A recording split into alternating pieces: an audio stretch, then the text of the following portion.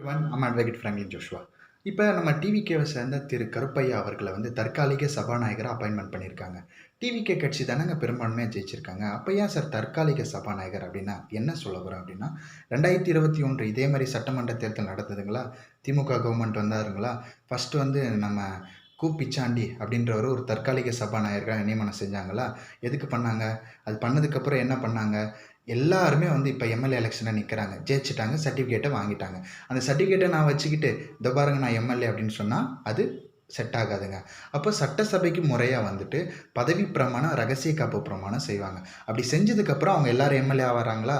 இப்போ நம்ம சபாநாயகர், துணை சபாநாயகரை தேர்ந்தெடுக்க எலெக்ஷன் வைக்கலாங்களா? எம்எல்ஏ தானே ஓட்டு போடணும். அப்போ இப்போ எல்லாரும் எம்எல்ஏ ஆகிட்டாங்களா? இந்த ஒரு பவருக்காக தான் ஒரு தற்காலிக சபாநாயகர் அப்படின்றவர் வேணும். இப்போ நாளைக்கு நம்ம டிவிகே சார்பில் நம்ம அரசு அமைய இருக்குங்க, எல்லாருமே ஃபுல்லாகவே எம்எல்ஏங்க பதவி பிரமாணம் எடுக்கிறாங்க. அப்போ சபாநாயகர், துணை சபாநாயகர் எப்பவுமே நார்மலாக ஒரு ஹிஸ்ட்ரியில் பார்த்தீங்கன்னா, இப்போ இவர் இருக்காருங்களா, இதுக்கு முன்னாடி அப்பாவும் இருந்தாருங்களா, அதுக்கு முன்னாடி தனபால் ஐயா, அதே மாதிரி ஜெயக்குமார் ஐயா, இவங்களாம் இருந்தாங்களா, ஏடிஎம்கே டிஎம்கேன்னு மாறி மாறி இப்படிலாம் இருக்கும்போது எப்பவுமே தொங்கு சட்டசபை வந்ததில்லை. இப்போ தொங்கு சட்டசபை இருக்குது அப்படின்னும் போது இந்த இடத்துல ஒரு சபாநாயகரோட பதவி ரொம்ப ரொம்ப முக்கியங்க. இப்போ கட்சி தவல் தடை சட்டம்லாம் இருக்குது, அது மாறி போகிறாங்க, ஒரு சின்னத்தில் நின்று ஜெயிச்சுட்டு போகும்போது அந்த சின்னம் இழப்பாங்க. அது இல்லாமல் அதில் எக்ஸப்ஷனாக என்ன சொல்லியிருப்பாங்க, 2 பங்கு உறுப்பினர்கள் போனாங்க அப்படின்னா அந்த கட்சி தவல் தடை சட்ட பிரகாரம் பண்ண தேவையில்ல அப்படிலாம் இருக்குல்ல. அப்போது இந்த இடத்துல சபாநாயகர் அப்படின்றது ரொம்ப ரொம்ப ரொம்ப முக்கியங்க. ஒன்றுமே இல்லைங்க, டிஎம்கே ஏடிஎம்கே அலைன்ஸ் இருக்குங்க. இவங்க 2 பேருமே சேர்ந்து ஒரு பொதுவாக ஒருத்தங்களை நிறுத்தி அந்த வேட்பாளர் ஜெயிக்க வச்சு சபாநாயகர் ஆக்கிட்டாருன்னு வச்சுக்கோங்க. இந்த 5 வருஷம் அப்படின்றது டிவிகே கவர்மெண்ட் ரன் பண்ண ரொம்ப ரொம்ப ரொம்ப பாசிபிலிட்டி ரொம்ப கஷ்டங்க.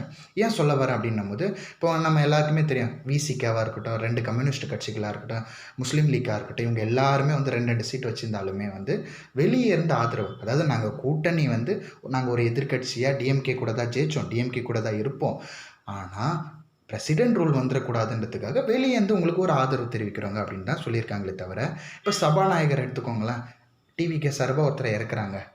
மேக்ஸிமம் இப்போ சீனியாரிட்டி யாருங்க, செங்கோட்டையன் அவர்கள் மினிஸ்டர் ஆகிட்டாரா, அப்போ ஜேசிடி பிரபாகர் வரலாங்க. இவங்க எல்லாத்தையும் இந்த மாதிரி வச்சுட்டு இருக்கும்போது, இஃப் சப்போஸ் டிஎம்கே ஏடிஎம்கே 2 பேரும் சேர்ந்து ஒரு கேண்டிடேட் நிறுத்தி ஜெயிக்க வச்சுட்டாங்க அப்படின்னும் போது, இந்த மாதிரி ஒரு தொங்கு சட்டசபை இருக்கும்போது ரொம்ப ரொம்ப ரொம்ப ரொம்ப அந்த சபாநாயகரோட உதவி இல்லாமல் நம்மளால் எதுவுமே பண்ண முடியாதுங்க. அப்போ நம்ம என்ன நடக்குதுன்றது விறுவிறுன்னு பார்ப்போம். இது போல் அரசியல் அப்டேட்டாக இருக்கட்டும், ஒரு லீகல் சர்வீஸ், லா ஃபுல்லாக இருக்கட்டும், நம்ம சேனலை மறக்காமல் சப்ஸ்கிரைப் பண்ணுங்கள். தேங்க்யூ.